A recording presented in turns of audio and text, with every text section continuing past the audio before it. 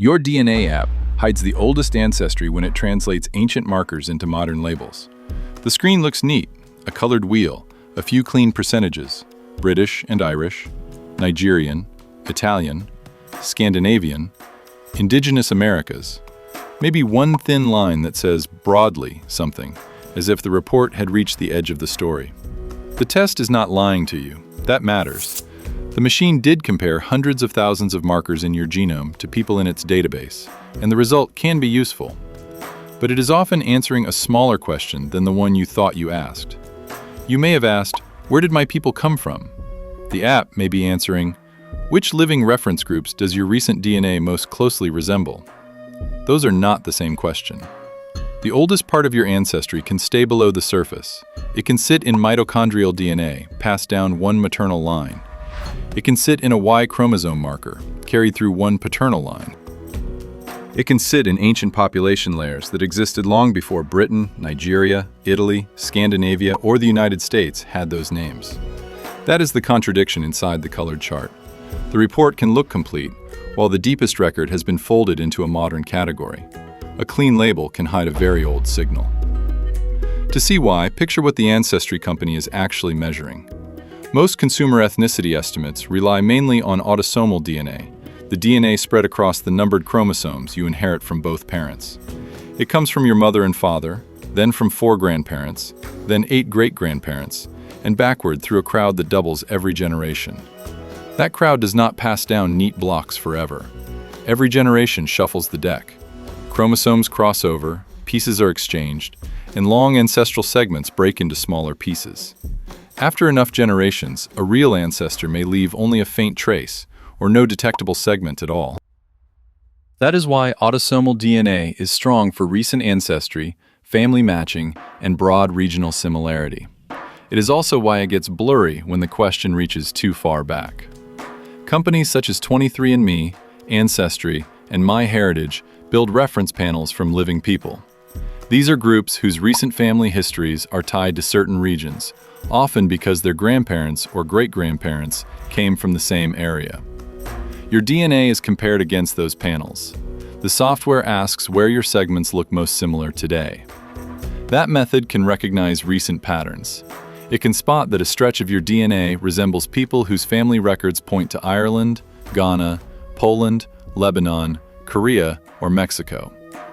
But the reference panel is made from living people, not from every ancestor who ever existed. That caveat matters.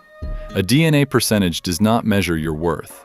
It does not measure purity, intelligence, nationality, tribal belonging, or the whole of your identity.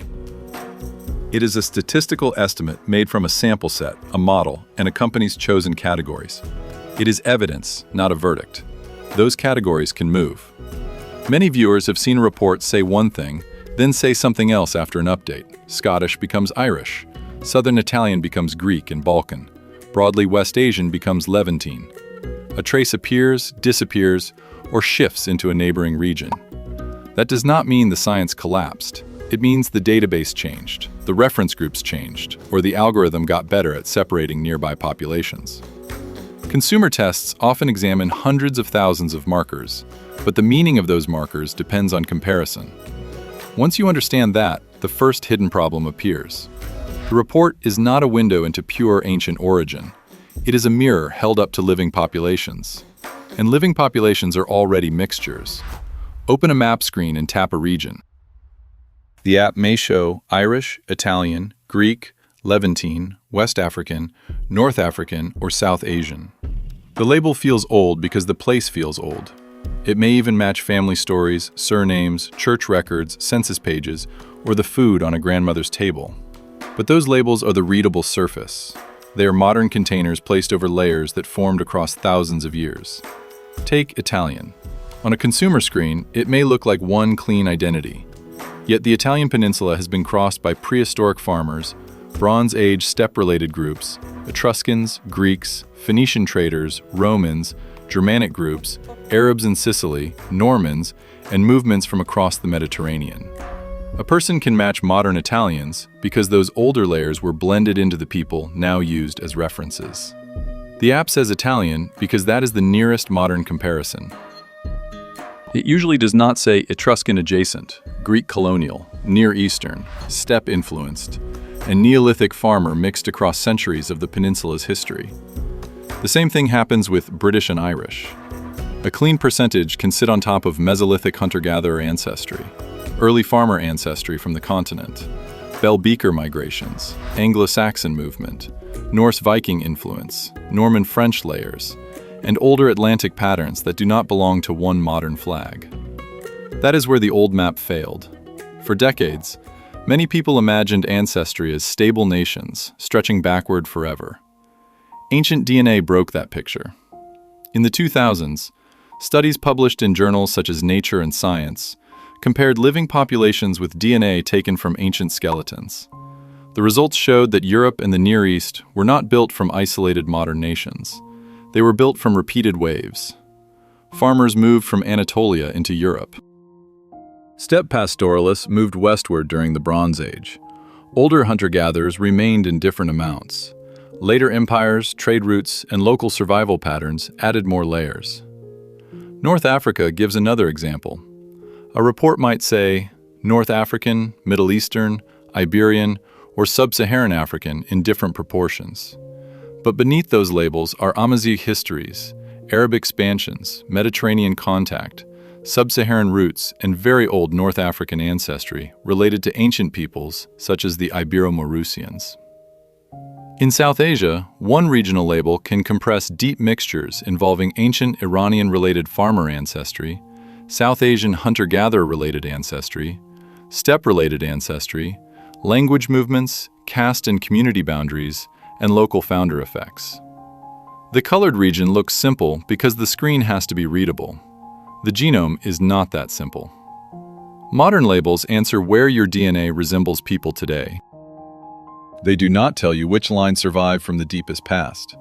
That older record often appears when the focus moves away from broad percentages and toward special markers. Two of the best known are mitochondrial DNA and the Y chromosome. Mitochondrial DNA is passed from mothers to their children. Sons receive it, but usually do not pass it forward. Daughters can pass it to the next generation. That makes mitochondrial DNA a narrow thread through the maternal line. One mother, her mother before her, and backward through time. The Y chromosome works differently. It is usually passed from father to son. That makes it a narrow paternal thread, one father, his father before him, and deeper into the past.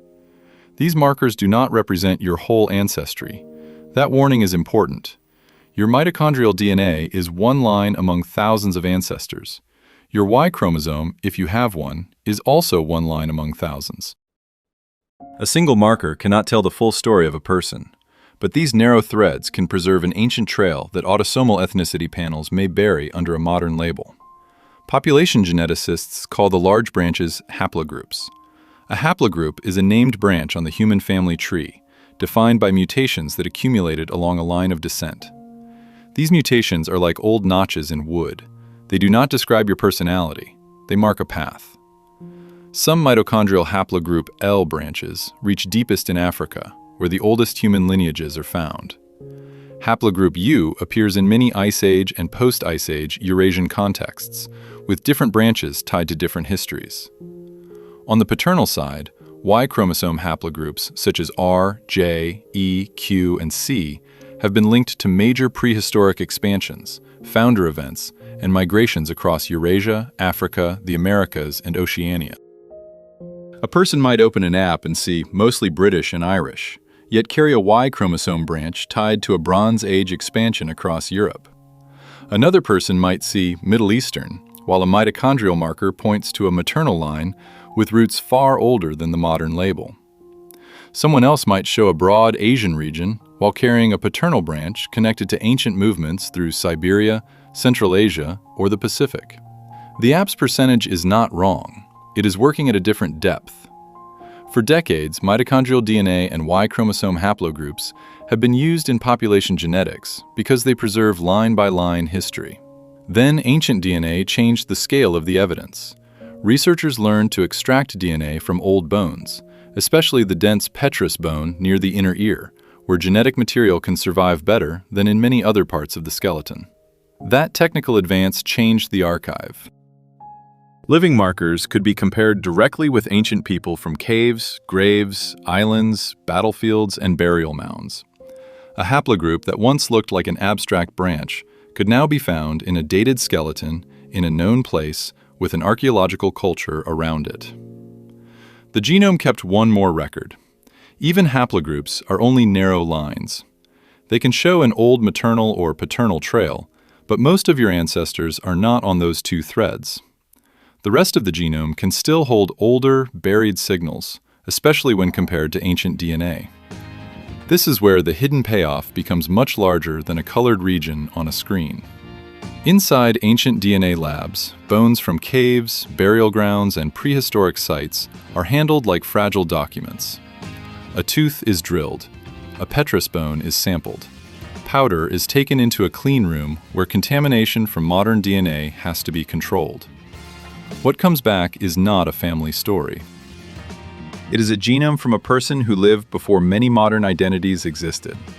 When enough of those ancient genomes are compared, older populations begin to appear. Some no longer exist as intact modern groups.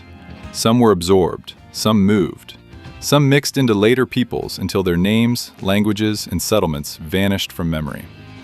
A modern ancestry report may call one person Scandinavian.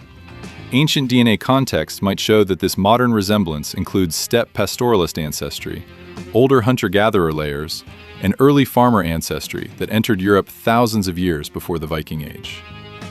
A report may call another person Middle Eastern.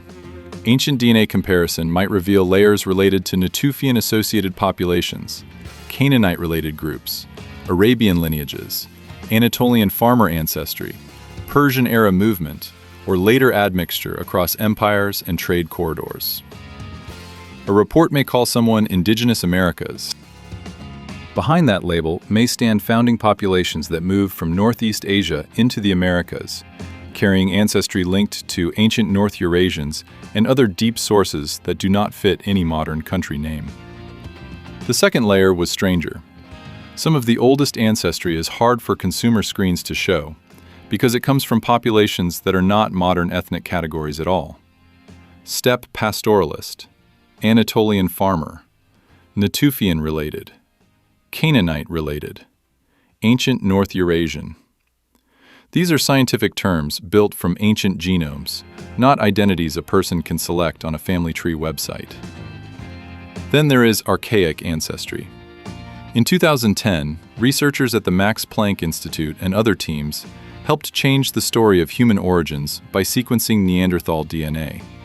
That same year, DNA from a finger bone found in Denisova Cave in Siberia revealed another archaic human group, now known as the Denisovans. The bone was small. The implication was not. Many people outside sub-Saharan Africa carry small amounts of Neanderthal-derived ancestry. Many Oceanian populations, and some Asian populations, carry Denisovan-related ancestry in varying amounts. These traces are usually small, ancient, and scattered across the genome. They are real ancestry, but they are not a modern ethnicity. They do not mean a person is less human. They do not create a rank. They show that ancient human groups met, had children, and left fragments of their DNA in living people. A consumer ethnicity screen may not foreground this because its main job is different. It is usually designed to report recent similarity to living reference panels, not every ancient layer known from paleogenomics. Some companies have offered Neanderthal reports as a separate feature, but that is different from the main ethnicity wheel most people screenshot and send to relatives. The strongest reveal is not that the app erased your ancestry on purpose. The stronger point is quieter. The oldest ancestry can be present precisely because it is too old to fit the clean menu. The company may translate it into the nearest living population. A segment shaped by an ancient migration may be counted inside a modern region. A deep shared ancestry may disappear into broadly this or that. A trace tied to a poorly sampled population may be smoothed away because the software cannot separate it with enough confidence. The hidden part is often hidden by translation. That word matters because it keeps the science honest. Hidden does not mean a company is secretly deleting your past. It does not mean every low percentage is a suppressed truth. It means the interface simplifies a complex statistical model so ordinary people can read it on a phone. The model has to make choices. It sets confidence thresholds. It decides how small a segment can be before it becomes unreliable. It groups nearby populations when the data cannot separate them cleanly. It smooths noisy results into categories that look stable, even when the underlying history is full of movement. A 1% trace can mean several things. It may be noise. It may be a real signal from an old admixture event. It may reflect endogamy, where people married within a community for many generations and preserved certain segments. It may come from a reference gap, where the database lacks the right population and assigns the DNA to the nearest available group. This is why two platforms can read the same person differently. One company might label a segment Greek and Balkan. Another might call it Italian. Another might place part of it under West Asian. The DNA has not changed. The comparison frame has. Raw data tools can add clues, but they can also mislead. GED match, family tree DNA, and other tools may show segment matches, haplogroups, ancient calculators, or distant population affinities. These can be useful for careful research. They can also tempt people into overreading tiny signals. A dot on a calculator is not a recovered identity. The ethical pressure is highest when the category touches communities shaped by violence, exile, conversion, slavery, isolation, or survival. Indigenous ancestry cannot be reduced to a percentage on a screen. Tribal belonging is governed by community, law, kinship, and history, not only by DNA. Jewish ancestry can appear through endogamy, diaspora patterns, and shared segments, but DNA does not replace religion, culture, records, or lived belonging. African diaspora results carry another burden. Many descendants of enslaved people were cut off from names, languages, and specific homelands by force. A broad West African label may contain deep regional diversity older than modern borders, but it may not be able to restore the village, ethnic community, or lineage stolen from the paper record. Roma ancestry, Levantine ancestry, South Asian community history, island founder effects, and mixed coastal populations all face similar problems. A modern app can blur histories shaped by trade routes, caste boundaries, forced migration, empire, religious change, and small communities surviving under pressure. The evidence points in a narrower direction. DNA can point toward ancestry. It can support a family record. It can challenge a family myth. It can reveal that a surname, a census label, or a national story is incomplete. But it cannot grant cultural membership by itself. It cannot settle political identity. It cannot tell you how to honor a community you did not grow up inside. This restraint does not weaken the discovery. It protects it. Once the limits are clear, the opening screen can be read differently. The colored wheel is no longer the whole answer. It is a clue. It is the front page of a much larger archive, compressed into names that a consumer app can display. To read Ancestry responsibly, 3 layers have to be kept separate. The first is recent autosomal similarity. That is the main ethnicity estimate. It asks which living reference groups your shuffled DNA segments resemble now. It is useful for recent family history, regional patterns, and finding relatives. The second is deep maternal or paternal lineage. That is the haplogroup layer. It asks where one narrow line fits on the older human family tree. It can reach far beyond the time frame of the app's modern categories, but it cannot stand for all your ancestors. The third is ancient population context. That layer asks which older groups contributed to the populations behind the modern labels. It uses ancient DNA from dated skeletons and compares living people to populations that may no longer exist in the same form. Now return to the screen. A Scandinavian result may not only mean recent similarity to people in Norway, Sweden, Denmark, or nearby regions. It may carry steppe-related ancestry, older northern hunter-gatherer traces, early farmer ancestry from farther south, and later movements across the North Sea and Baltic. A Middle Eastern result may not only mean one modern nation or religion. It may contain Natufian-related ancestry, Canaanite-related continuity, Arabian layers, Anatolian farmer ancestry, Persian-era complexity, and later movements through trade, conquest, and community boundaries. A West African result may not only mean a single modern country label. It may hide old regional diversity, older than colonial borders, with lineages shaped by river systems, Sahelian corridors, forest zones, coastal exchange, and histories that consumer panels may not yet separate well. An East Asian result may contain northern, southern, Siberian, steppe-adjacent, island, or ancient coastal signals, depending on the family history behind it. A South Asian result may hold layers older than modern states, languages, and census labels. An Indigenous Americas result may point to a founding story that reaches back across Beringia and into ancient Northeast Asian connections. The title's promise lands here. The oldest part of your ancestry is often not missing from your genome. It is missing from the label. The app has to choose a name. The genome carries the older record anyway. That record can be seen in a DNA report beside an old family photo. The report gives numbers. The photo gives faces. Neither one tells the whole story alone. Place them beside a bone in an ancient lab tray, and the scale changes again. A family surname becomes one small chapter inside migrations older than nations. Consumer DNA tests are useful doors. They can lead to relatives, records, regions, and questions a family never knew how to ask. But a door is not the whole building. Behind it are haplogroups, ancient genomes, missing populations, founder events, migrations, bottlenecks, and quiet survivals that no pie chart can fully name. Subscribe to the Genome Archive for careful genetic history, ancient DNA mysteries, haplogroups, population records, and the parts of ancestry that apps compress into simple names. The point is not hierarchy. It is not a purity myth. It is not genetic destiny. It is evidence, mixture, survival, and memory, carried deeper than the label on the screen.